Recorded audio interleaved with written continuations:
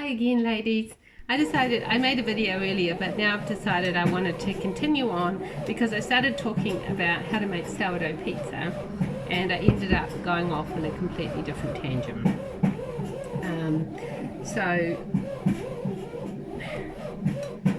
Okay, this is my sourdough starter.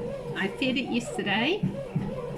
It's a sourdough starter that I made myself. I actually watched how to do it from somebody's, I think it was from someone's blog originally, and the first attempt failed, so I tried again and then it did work, which is wonderful.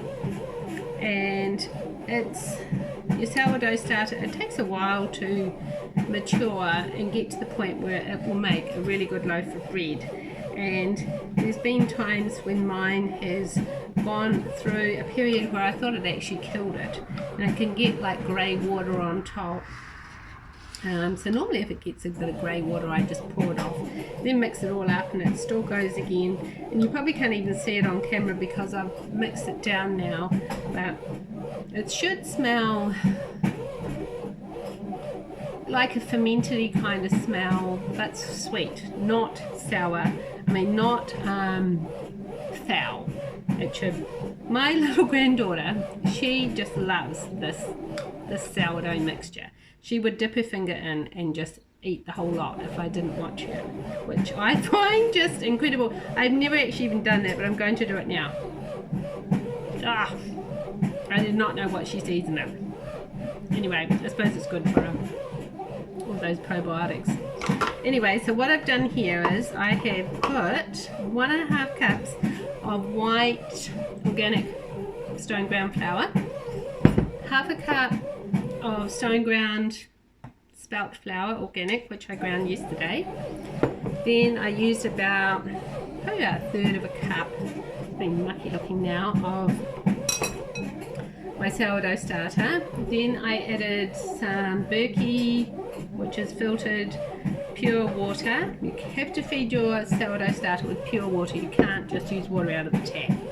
And probably about a cup or more, just to get my dough, and I add a little bit of salt. So I've made a dough consistency here. So then what I normally do with this is I cover it with a beeswax wrap. And I've got some beeswax wraps here that I made last year. So I specially made some round ones that would fit onto my bowl, different bowls that I use for bread and things. So this one just fits perfectly on here. So what I'm going to do now is just cover that up.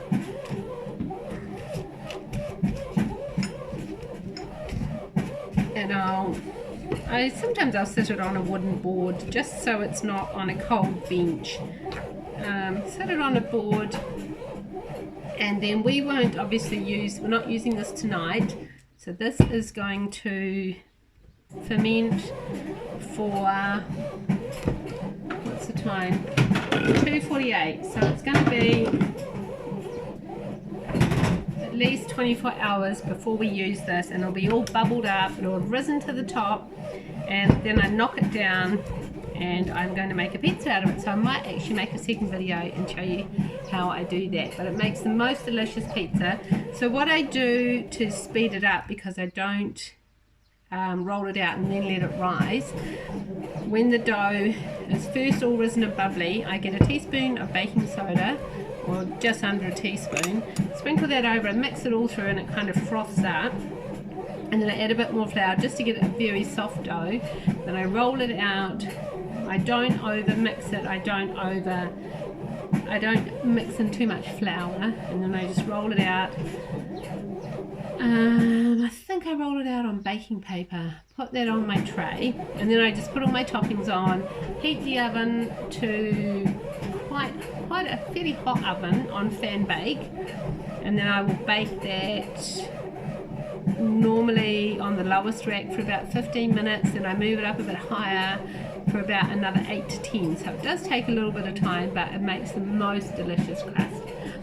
So thank you so much for watching. I hope this was useful and helpful for somebody. God bless you all. Bye.